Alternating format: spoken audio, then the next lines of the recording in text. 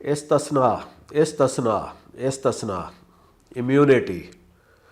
ہم جرم سے بالا تر ہیں، ہم قانون سے بالا تر ہیں، ہمارا وہ عہدہ ہے کہ ہم کوئی جرم کریں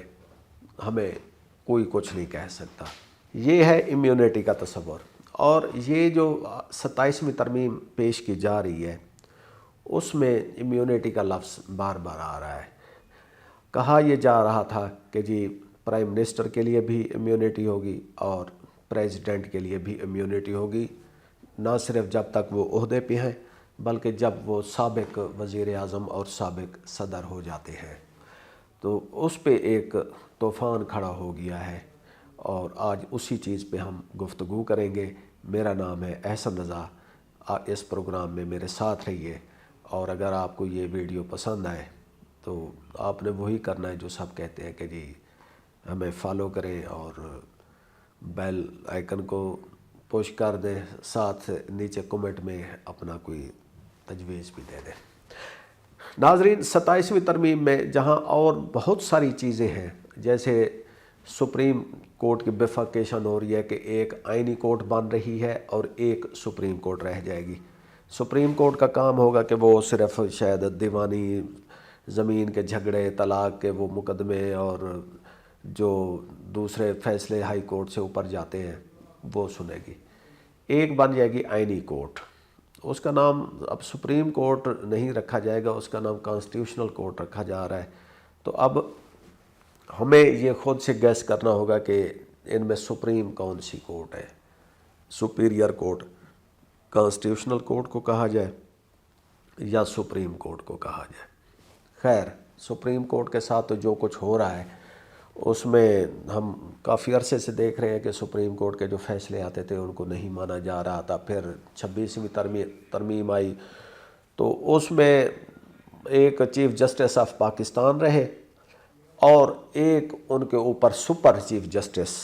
بنا دیے گئے جو کانسٹیٹیوشنل بینچ کے ہیڈ کر رہے ہیں۔ تو انہوں نے کہا جی اب یہ بینچ نہیں، اس کو کورٹ ہی بنا دیا جائے۔ ایک اور آپ آرٹیکل 243 کی باتیں بھی سن رہے ہیں، اس کے اوپر پھر ہم گفتگو کریں گے۔ لیکن آج کے اس ویڈیو میں ہمارا جو زیر بحث مقدمہ ہے وہ ہے پریزیڈنٹ کی اور پرائم منسٹر کی امیونٹی کے متعلق۔ جب بھی کوئی این آر او ٹائپ چیز آتی ہے تو اس میں میڈیا کو، سول سوسائٹی کو اور خاص کر جو پاکستان مسلم لیگ نون ہے اور دوسری جماعتیں، ان کو ایک بہانہ مل جاتا ہے کہ وہ پاکستان پیپلز پارٹی کی قیادت کو مطعون کریں۔ جب 2007 میں پریزیڈنٹ مشرف نے این آر او پیش کیا جس کے تحت کوئی خاص رعایت نہیں دی جانی تھی، لیکن یہ تھا کہ جو مقدمے کافی عرصے سے کہیں نہیں جا رہے تھے، جن کا سر پاؤں نہیں تھا، ان کو ختم کیا جا رہا تھا، اور تاکہ جو ایسی سیاسی قیادت جو مقدمات کی وجہ سے نہ وطن واپس آ رہی تھی نہ الیکشن میں حصہ لے پا رہے تھے، تو ان کو الیکشن میں حصہ لینے کا ایک جواز پیش کرنا تھا۔ اس پہ جناب وہ طوفان برپا ہوا کہ خود پاکستان پیپلز پارٹی کی جو قیادت تھی وہ اس کے دفاع سے پیچھے ہٹ گئی۔ حالانکہ کافی سارے لوگ تھے پاکستان پیپلز پارٹی کے اندر یا دوسرے جوڈیشل سرکل میں، لائر سرکل میں، جو کہہ رہے تھے پاکستان پیپلز پارٹی کو کہ وہ اس کو ڈیفینڈ کریں۔ لیکن خیر اس وقت افتخار چودھری کی زیر قیادت ایک سپریم کورٹ بیٹھی ہوئی تھی اور اس میں ان چیزوں کو ڈیفینڈ کرنا بہت مشکل تھا، کیونکہ پتہ تھا کہ جی نہ اس وقت وہ کوئی جو جج تھے وہ کوئی ڈسینٹنگ نوٹ دیتے تھے، ایک متفقہ قسم کا فیصلہ آتا تھا، تو خیر وہ ڈیفینس کرنا جو ہے نا وہ فضول ایک فوٹائل ایکسرسائز تھی۔ وقت گزرتا جاتا ہے، اب 2025 میں جب 27 ترمیم کا ایشو پیش ہوا ہے تو پھر میڈیا میں یہ باتیں زور سے آنا شروع ہو گئی کہ جی پاکستان پیپلز پارٹی نے محنت کر کے، کوشش کر کے یہ ترمیم ڈلوائی ہے، کلاس ڈلوائی ہے کہ جی پریزیڈنٹ کو امیونٹی دی جائے۔ اچھا، پریزیڈنٹ جب تک اپنے عہدے پہ ہیں تو وہ امیون ہے، ان کے کوئی چارج نہیں ہو سکتا، ٹرائل نہیں ہو سکتا۔ ہاں، جب وہ عہدے سے اتر جاتے ہیں تو پھر وہ ایک عام شہری بن جاتے ہیں۔ لیکن اب یہ جو ترمیم آ رہی ہے تو اس کے مطابق ہم سن رہے ہیں کہ جی جب وہ عہدے پہ نہیں رہیں گے، جب تک تاحیات ہیں، زندہ ہیں، تو ان کو کچھ جہاں اور پریولیجز ہوں گی وہاں یہ بھی ہوگا کہ ان کو کسی چیز میں ٹرائی نہیں کیا جا سکتا۔ تو وہ جو پیچھے سے کچھ مقدمات رہ گئے تھے خاص کر منی لانڈرنگ کے، اور وہ بھی کہیں ان کا سر پیر نہیں تھا، لیکن وہ مقدمات ختم نہیں ہو رہے تھے، یا پتہ نہیں کوئی ایسی طاقت تھی جو ان کو ختم نہیں ہونے دے رہی تھی۔ تو وہ مقدمات جو ہے نا وہ اب پریزیڈنٹ زرداری کے جو سر کے اوپر منڈلاتے رہتے تھے وہ اب ختم ہو جائیں گے، چاہے یہ اب جب پریزیڈنٹ ابھی یہ ٹرم اپنی پوری کر کے گھر چلے جائیں گے۔ اب اچھا، وہی جو منی لانڈرنگ کے کیسز تھے جو ایف آئی اے چلا رہی تھی، وزیر اعظم شہباز شریف اور ان کی فیملی اور دوسرے پی ایم ایل این کے ممبر، وہ ایف آئی اے نے ختم کر دیا، لیکن زرداری صاحب کے جو مقدمات ہیں وہ شاید نیب کے میں چل رہے ہیں اور وہ نہیں ختم ہونے کا نام لے رہے۔ تو یہ ترمیم جو ہے ان کے لیے تو بہت ہی ایک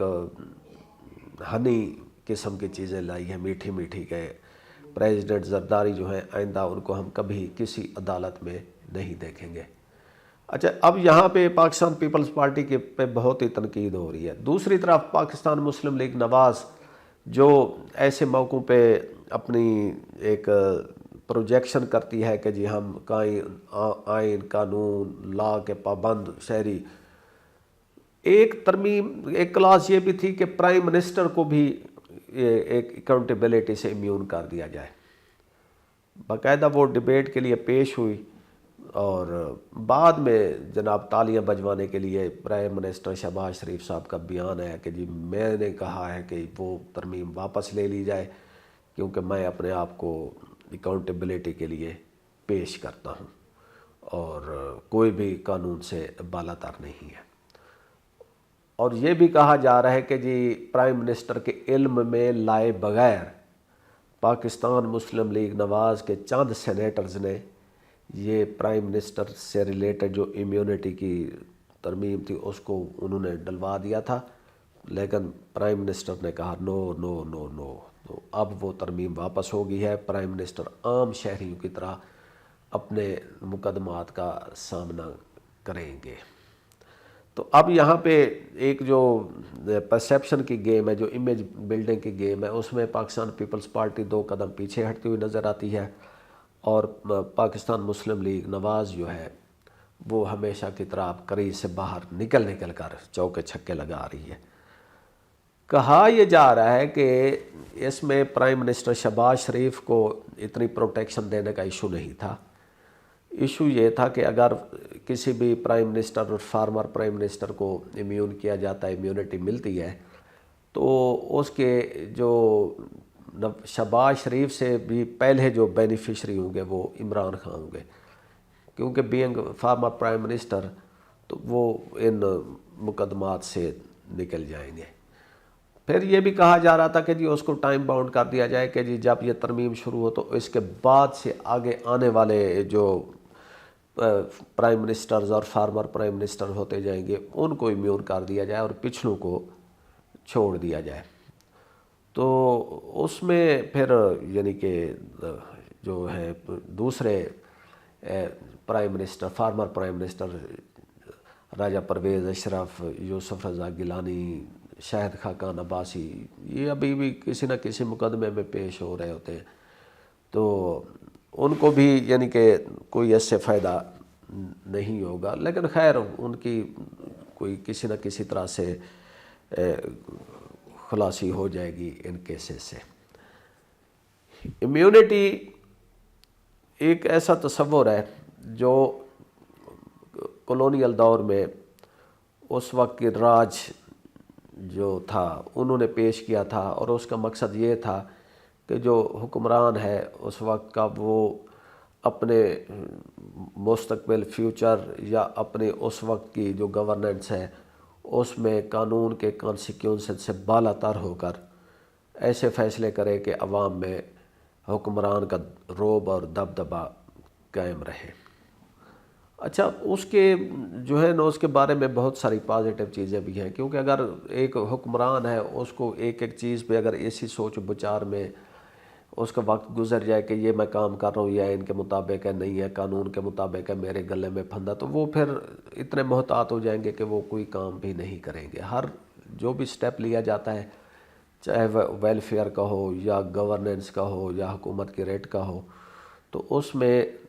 بہرحال اس کی دو سائڈز ہوتی ہیں، کسی کو فائدہ ہو رہا ہے، کسی کو نقصان ہو رہا ہے۔ تو وہ حکمران کو پاورفل بنانے کے لیے ایک امیونٹی کا تصور ہے جو برٹش راج نے ادھر انڈو پاک سب کانٹیننٹ میں دیا تھا۔ تو وہ سسٹم چل رہا تھا، لیکن اب اس کی جو جڑیں ہیں نا وہ وسیع کی جا رہی ہیں۔ پہلے ہمارے ہاں جو سسٹم ہے ان ریٹن سا، اس میں امیونٹی جو ہے وہ اس کا جو سکوپ ہے وہ صرف پریزیڈنٹ تک یا ان تک نہیں ہے، بلکہ اس میں کافی سارے لوگ آ جاتے ہیں۔ جو بھی اشرافیہ سے تعلق رکھتا ہے اس کو ایک طرح سے ان ریٹن امیونٹی حاصل ہوتی ہے، اور قانون کا سہارا لینے، قانون کا سامنا کرنے کے لیے صرف وہ لوگ بچ جاتے ہیں جن کے خلاف اس وقت کا وقت ہو۔ اگر وقت آپ کے خلاف ہے تو پھر نواز شریف صاحب جیل میں ہوتے ہیں، پھر لندن جا کے مفرور ہو جاتے ہیں۔ پھر جب وقت ان کے ساتھ ہو جاتا ہے تو پھر وہ واپس آتے ہیں اور ہر قسم کے مقدمات سے بری ہو جاتے ہیں۔ یہی وقت کا دھارا شاید ایک دن پلٹے اور ہم دیکھیں کہ اس وقت جو لوگ اڈیالہ جیل میں ہیں، کوٹ لکھپت جیل میں ہیں، ان کے جو قیدی نمبر ہیں وہ ایک نیشنل ٹائٹل بن چکے ہیں۔ ہو سکتا ہے کہ ایک وقت آئے کہ پھر وہ وہی جیل سے نکلے اور آ کے پھر عوام پہ حکمرانی کرے۔ ہمیں اجازت دیجیے، خدا حافظ۔